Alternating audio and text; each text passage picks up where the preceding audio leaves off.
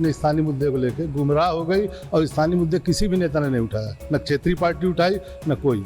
सांसद अच्छे थे, उन्होंने मांगे तो रखी लेकिन केंद्र से मांग नहीं मानी गई। जैसे ट्रेन का बहुत बड़ा मुद्दा था, जो है अपना जो घोषणा पत्र था, ये जो अपने वादे थे, उनको लेकर स्थानीय जो लोग हैं या जो हमारे आदिवासी अंचल के लोग हैं, उनका अपनी बात रख पाए कि नहीं रख पाए, ये लोग गुमराह हुए।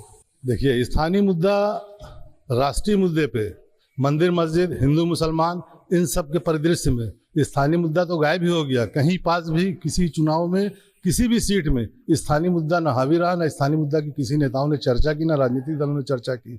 सारे मुद्दे राष्ट्र स्तर पे हिंदू मुस्लिम, मंदिर मस्जिद और क्या बोलते हैं लाभार्थी योजना, यही सब चीज़ को लेकर के भाजपा अपने तरफ से वो खेल रही थी। और उसी का काट कहीं ना कहीं जब देख लिया कि लाभार्थी योजना ही असर करेगी, तो कांग्रेस ने भी उसी की नीति गठबंधन पार्टी में वही चीज़ को अपनाई और वो भी वो 12,000 दे रहे थे, 1 लाख रुपया कर दिए।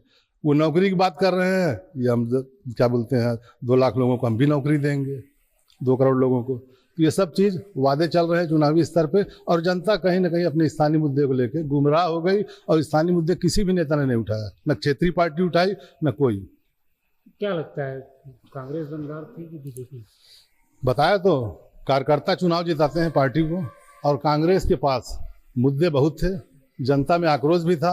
कांग्रेस की रैलियों में भीड़ और सभाओं में भी भीड़ रहती थी, लेकिन चुनाव में जीतता वही है जिसके पास कार्यकर्ता है, क्योंकि बूथ तक उस भीड़ को ले जाने में, वोट में कन्वर्ट कर पाने में कौन पार्टी सफल होती है, ये देखने में आया कि बीजेपी इस मामले में ज़्यादा एग्रेसिव थी, क्योंकि उनके पास कार्यकर्ताओं का अपार जनसमूह था। कांग्रेस कार्यकर्ताओं के टोटे थे उनके पास, उसी को लेकर के वो संघर्ष करती रही। बात अपनी मीडिया के माध्यम से, प्रचार के माध्यम से, प्रचार में भी वो दम नहीं दिखा कांग्रेस का।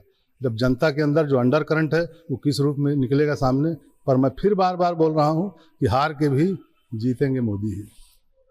तो और पत्रकार साथी, उनसे बात करते हैं, उनको क्या लगता है, आपने क्या देखा, किस तरह का माहौल था? पूरा का पूरा माहौल भारतीय जनता पार्टी और नरेंद्र मोदी के पक्ष में था।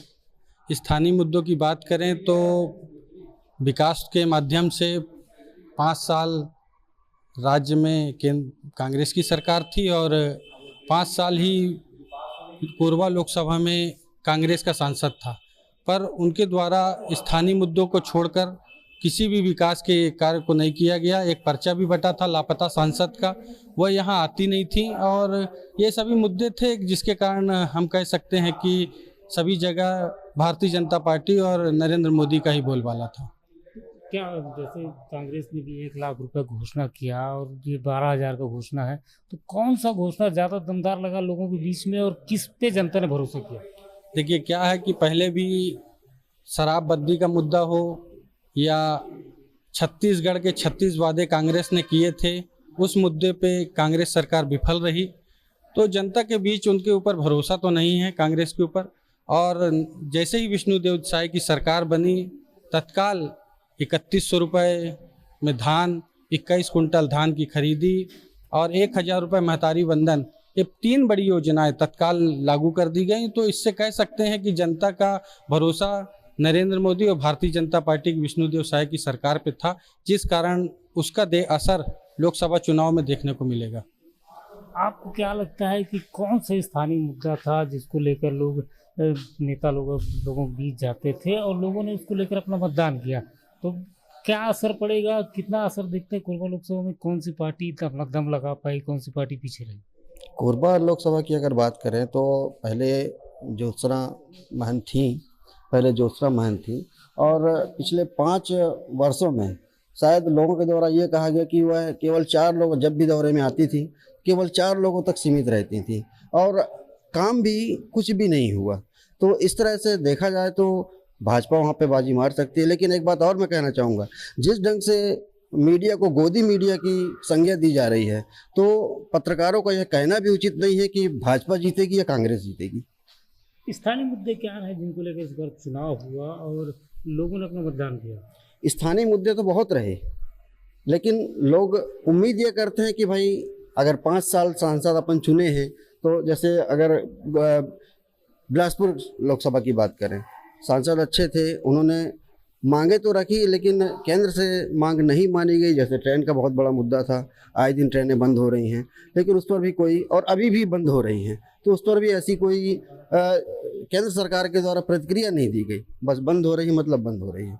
तो सांसद ने काम किया, लेकिन उसके बाद भी अब आने वाले समय में सांसद कैसा होगा ये तो अब 4 तारीख ही बताएगी। कोरबा लोकसभा की बात करें तो एक तरफ ज्योत्सना महंत थी, एक तरफ सरोज पांडे थी और काफ़ी प्रचार प्रसार चला, पर क्या लगता है इनका प्रचार प्रसार गांव के अंतिम व्यक्ति तक पहुंचा नहीं पहुंचा, लोगों के लोग अपना बात बता पाए नहीं बता पाए, ये कितना बड़ा फायदा नुकसान होगा?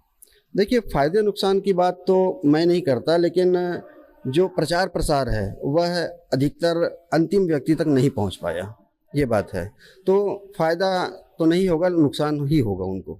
क्या लगता है कोरबा में आपका एनालिसिस, आप भी फील्ड में थे? मैंने आपको पहले बताया ना कि गोदी मीडिया ये नहीं कह सकती कि कौन सी पार्टी जीतेगी कौन सी पार्टी हारेगी।